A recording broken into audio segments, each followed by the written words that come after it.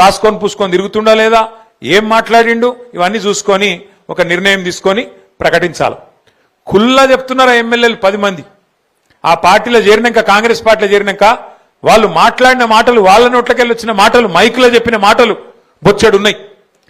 ఆ కడియం శ్రీహరి గారు అని ఒక పెద్ద మనిషి ఉన్నాడు స్టేషన్ కన్పూర్లో, ఆయననైతే ఓపెన్గా చెప్పిండు. ఏమని, నేను అభివృద్ధి కోసం కాంగ్రెస్ పార్టీలో చేరినా అని చెప్పి కుల్లా చెప్పిండు.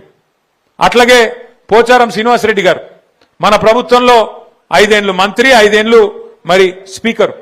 ఆ పెద్ద మనిషి చెప్పిండు, ఢిల్లీ దాకా పోయి రాహుల్ గాంధీని కలిసి బయటకు వచ్చి చెప్పిండు. ఏమని చెప్పిండు, నేను ఇప్పుడే రాహుల్ గాంధీని కలిసి కాంగ్రెస్ పార్టీలో చేరినా, మరి నాకు రాహుల్ గాంధీ గారు స్వాగతం పలికిండ్రు అని పెద్ద పెద్ద మాటలు చెప్పిండు. కానీ ఇలా ఇద్దరు పెద్ద మనుషులు, ఇటు శ్రీనివాసరెడ్డి గారు, అటు కడియం శ్రీహరి గారు, ఇద్దరు కూడా స్పీకర్ ముంగట పోయి పచ్చి అబద్ధాలు చెప్తున్నారు.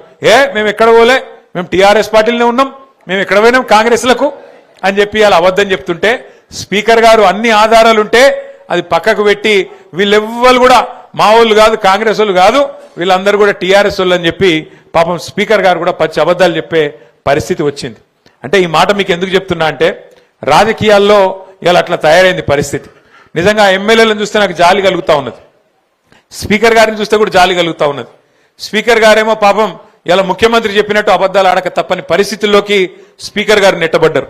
ఇక ఎమ్మెల్యేలు 10 మంది పాపం వాళ్ళు ఆడోళ్ళ మొగోళ్ళ అంటే వాళ్ళకే తెలియకుండా అయిపోయింది, ఆగమైపోయింది వాళ్ళ బతుకు. ఏ పార్టీలో నువ్వు చెప్పురాబాయ్ అంటే కాంగ్రెసా బీఆర్ఎస్ఆ చెప్పుకోలేని దుస్థితిలోకి పోయినరు వాళ్ళు. ఇవాళ ఇంత బతుకు బతికి 70 ఏళ్ళు 75 ఏళ్ళు మంత్రులు చేసి ఉప ముఖ్యమంత్రిగా పనిచేసి ఆఖరికి ఏం పరిస్థితి వచ్చింది, ఏ పార్టీలు ఉన్నవాయా అంటే చెప్పుకునే పరిస్థితి లేదు. ఇలా పోచారం శ్రీనివాసరెడ్డి గారికి, కడియం శ్రీహరి గారికి. ఇక అది కూడా ఒక బతికేనా నాకు తెలియక అడుగుతా. గింత బతుకు బతికి గింత స్థాయిలో మంత్రులుగా ఉప ముఖ్యమంత్రులుగా పనిచేసి ఆఖరికి ఒక పదవి కోసం, గడ్డిపోస లాంటి పదవి కోసం ఇవాళ సూరు పట్టుకొని గబ్బిల మేలాడినట్టు సిగ్గు లేకుండా ఏలాడుతా ఉన్నారు. మరి వాళ్ళని పెట్టుకొని ముఖ్యమంత్రి గారు ఇంకా పోజులు కొడుతున్నాడు. మేము 66% గెలిచినాం. అందుకే నేను అంటున్నా, నీకు నిజంగానే 66% మాట గెలిచిన మాట నిజమే అయితే ముఖ్యమంత్రి గారు దమ్ముంటే ఆ 10 మందితో రాజీనామా పెట్టి ప్రజాక్షేత్రంలోకి రా. తెలంగాణ ప్రజలు చెప్తారు ఎవరు దిక్కున్నారో.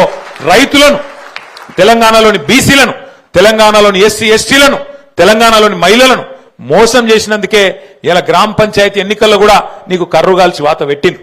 నీవు ఒప్పుకున్నా ఒప్పుకోకపోయినా సర్వసాధారణంగా ఎప్పుడేం జరుగుతుంది, ప్రతిపక్షంలో ఉన్న వాళ్లకు జనరల్ గా ప్రజలు లోకల్ బాడీ ఎలక్షన్స్ లో, స్థానిక సంస్థల ఎలక్షన్ల పెద్దగా ఓట్లు వేయరు నిజానికైతే.